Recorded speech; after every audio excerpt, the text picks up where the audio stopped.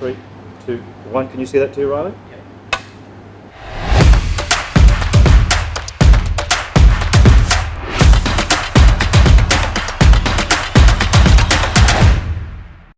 Philippa, great to see you. Thanks for joining us. You as well, Tim. Great to be here. Now, looking at your social media, it appears as though you're having a really good time on the campaign. Is that right? That is absolutely correct. And I'm so glad that you picked up that vibe through the social media. I love being out in my community.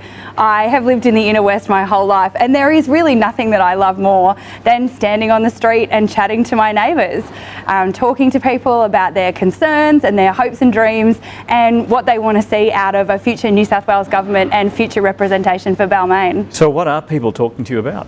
Well, I'm hearing a lot about education and health. There are lots of people in this community who are really concerned about the state of our public schools. Most people in this area are very happy to send their child to their local primary school, which is, in all instances, we have excellent primary schools in this area. When it comes to high school, people feel as if they have to make this choice. They have to make this choice between a private high school and a public high school. And I want it to be the case that the public high school, the local public high school, is your first and best choice in the area. That's what I've chosen for my family, and I'm the P&C president at Sydney Secondary College, Leichhardt. I want every family in this area to feel as if their first and best choice is the local public high school. And I know that a Labor government is going to invest in the teachers and the working conditions and the infrastructure that can make that choice easy for families. The other thing that people are asking me a lot about is Labor's commitment to the environment, and I'm so proud to stand behind our platform of legislating net zero targets. Now, the Liberals might be telling you that the climate wars are over, and it's great that we have an agreement on what the end result should be, but we are going to actually legislate those targets. We will put them into law so that they are unavoidable. 50% by 2030 and net zero by 2050. We will also continue to work on our biodiversity, on water quality, and on removing more species from the endangered species list. You know how hard our Shadow Environment Minister Penny Sharp has worked on saving koala habitats down south. That is part of the Labor platform, is an absolute commitment to our environment. You've certainly got into this interview on quite the roll. It seems as though you have your campaign strategy and your politics and your policies mapped out, but where did it all start for you in politics? Well, I have actually been a union member and a worker for a lot longer than I've been a party member or a politician. I first joined a union when I was 14 years old. I was working at an ice cream store at Town Hall Station, and I somehow found out that we were all being underpaid. And I contacted the union and they gave me advice, and I was able to get a pay rise for the whole shop, but I got fired because that's what happens when you exercise workers' rights and organise, even if you're only 14, or maybe especially if you're only 14 years old. But I have taken that drive to do better for the community around me into everything that I've done ever since. That's the reason why you joined the Labor Party, because of your contact with the trade union at that time? No, that wasn't the only reason. Subsequently to working in that ice cream store, obviously first I had to finish high school and then I went to university where I studied law, and I feel really privileged to have known very early on that I couldn't just make money for people who already had plenty of money. So I've only ever worked in not-for-profit law. I've worked as a disability advocate, as an education advocate, and as a refugee lawyer, and all of those experiences have only continued to refine and confirm the things that I already believed about social justice and the imperative of speaking up for social justice in our community. And so when the opportunity came to put my hand up to run for the seat of Balmain, I was absolutely convinced that this was the right thing to do for my community, and the ability to take that commitment a step further actually into shaping policy is something that's a real great opportunity. Just going back a step, you are the Deputy Mayor of Inner West. That is true, I am the Deputy Mayor of the Inner West. You talked about the opportunity to put your hand up to run for the seat of Balmain. Why is this the time to do that? I nominated for the seat of Balmain long before I knew that the current MP was retiring. So those two things are not aligned. What other parties and politicians choose to do has got nothing to do with my intention to serve the people of the Inner West by being the best possible representative for them in government. The reason that I put my hand up to run for the seat of Balmain is simply because I want us to have better representation. I know that the current MP has worked hard to try to listen to people. There's no getting away from that. He's been very popular. He's got an engaging communication style, probably one that a lot of people could learn from. But it is very difficult to get things done if you're not in government. You know, despite the rhetoric of some of these minor parties, government matters. Who is in government genuinely matters. You know, you asked me before, what do I hear from people on the streets? And so yes, health and education are two things that I hear about, but I also hear a lot from people who live in housing, in public housing. And those people in our community have been treated absolutely appallingly by this government. And that is an example of where the state level policy is going to make a genuine difference to people who live in our community. And there is nothing that a minor party can do to influence how a government approaches a fundamental policy like housing. I can see how your focus is on state parliament, but I just want to get back to the council thing. Sure. Can I say that, with the greatest respect, sometimes the behaviour in the meetings, there's a bit of shenanigans that goes on.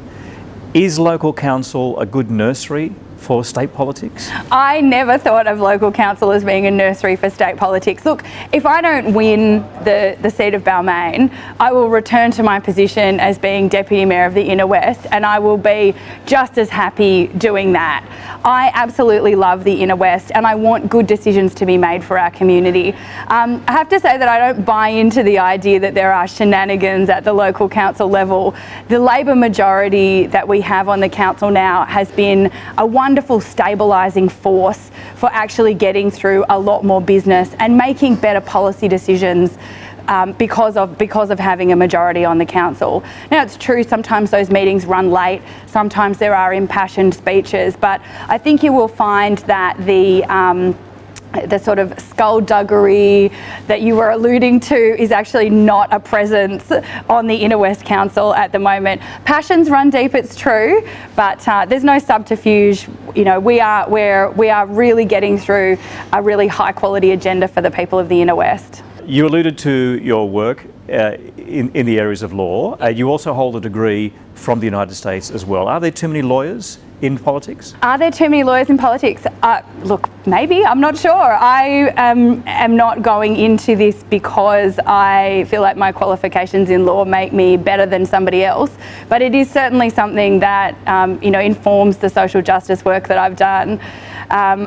Law is a very good general training, I have to say, in terms of critical thinking, in terms of your skills in understanding rhetoric and writing and communicating. Those are all really fundamental skills that you get from a law degree that are useful in politics. But there are plenty of people who are not lawyers. I think the vast majority of people in politics are not lawyers, and they're all excellent politicians too.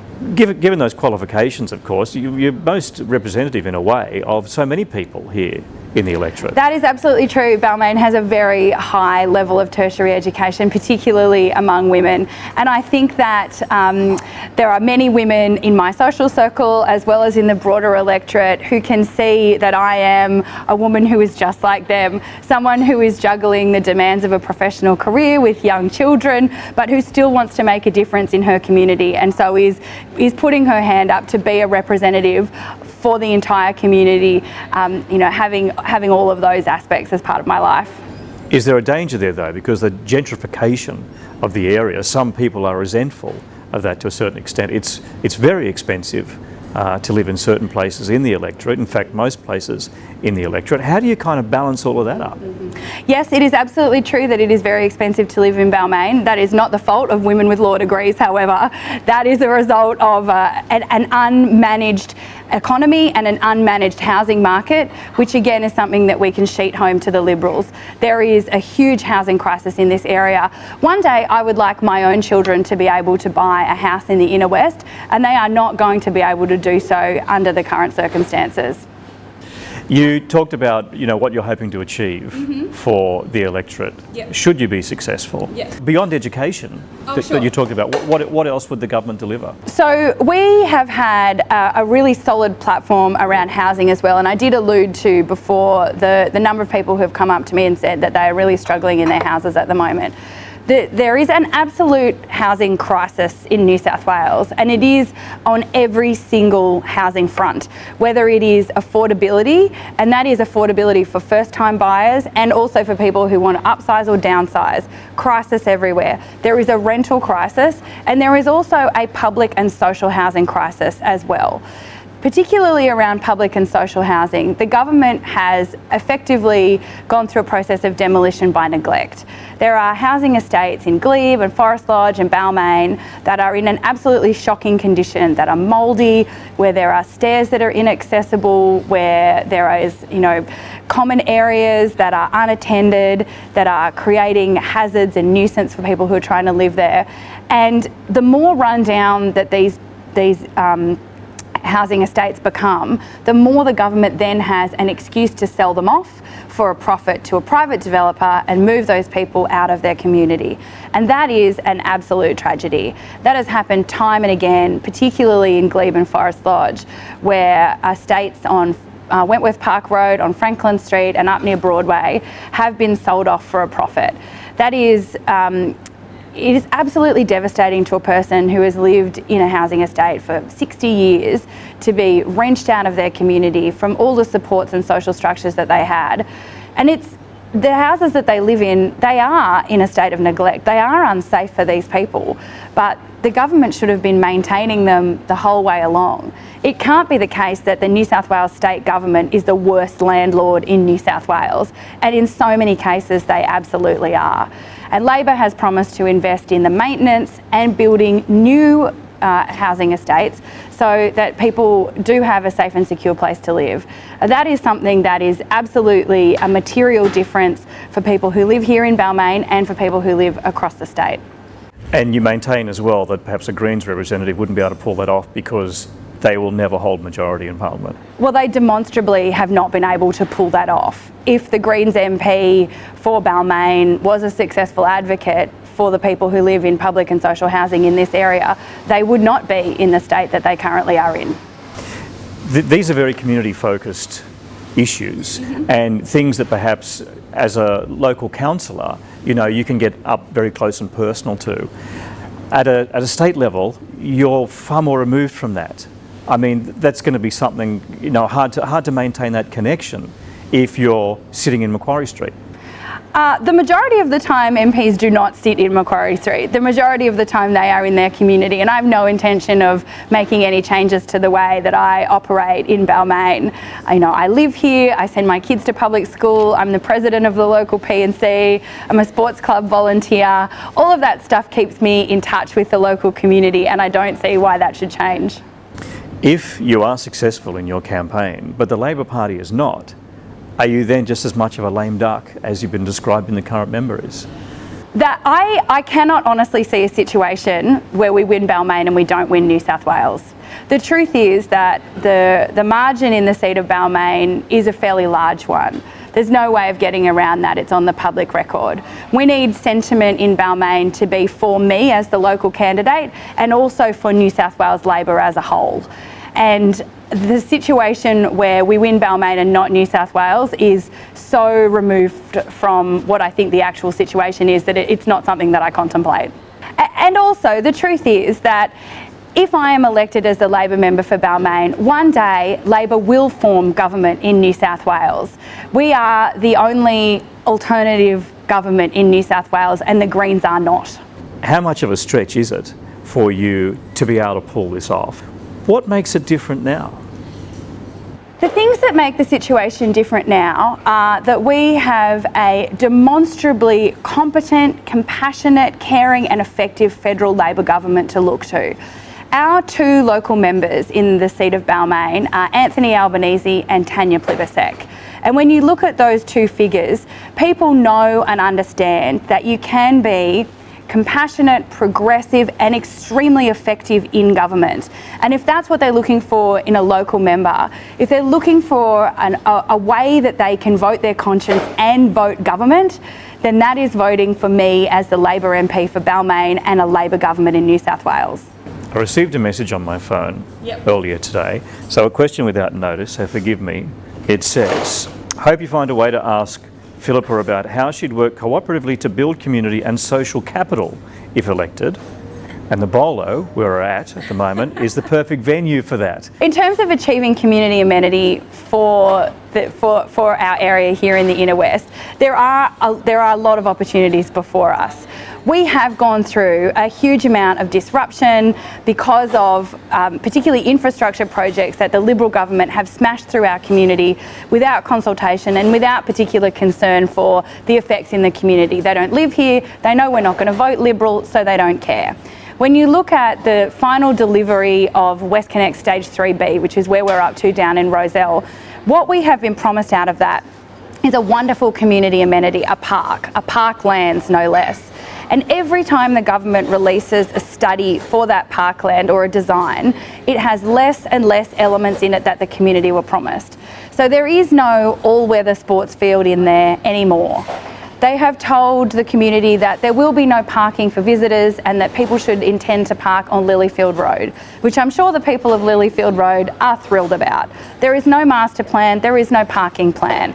What they are doing is attempting to get away with both the disruption and they're not compensating us in the way that we deserve. Now, you mentioned social capital and our grassroots clubs and institutions like the Leichhardt Bolo, which I absolutely love. They are a wonderful example of how a new and young, fresh blood can come in, take over an institution like a bowling club and really turn it into a community venue. I held my launch of my council campaign here, but I also had my son's Year 6 graduation dinner dance at this bowling club from Kegworth Public School. There are a lot of opportunities here for people to, we have birthday parties here, we have farewells here, came to the launch of the Lilyfield Gin Distillery here recently. It's a fantastic hub for the community and these types of organisations should be supported to continue their good work. And we can do that through council, but we can also do that through the state government. If I maintain, as I insist that I will, my community connections, I will still know Baz at the Bolo and I can still give him a call if there's something that he needs that I can help with. And if I'm elected, I'll be doing that more, not less. I will continue to take the community's views seriously, their concerns, their hopes and dreams, their aspirations and what they want out of representation. They know that they can contact me and I will still be there every single day listening to them. Given that you can stand on a street corner and people that walk past you, at some point you will meet someone that you know. This, however, could be the only chance that people might get to learn a bit more about you. If you had a final elevator pitch to make, what would it be? My final elevator pitch would be, we have a wonderful opportunity here to change the government in New South Wales and also to elect a government MP for Balmain for the first time in 12 years. I am a person who shares the values of Balmain. I'm a lifelong local, a former refugee lawyer, I'm the current president of our local public high school P&C. I am someone who shares our values and can actually do something about them. When we get into government, there are changes ahead, there are good things coming for Balmain, but we need to be in government in order to achieve that. Thanks very much for your time. A very great pleasure. Thank you for having me.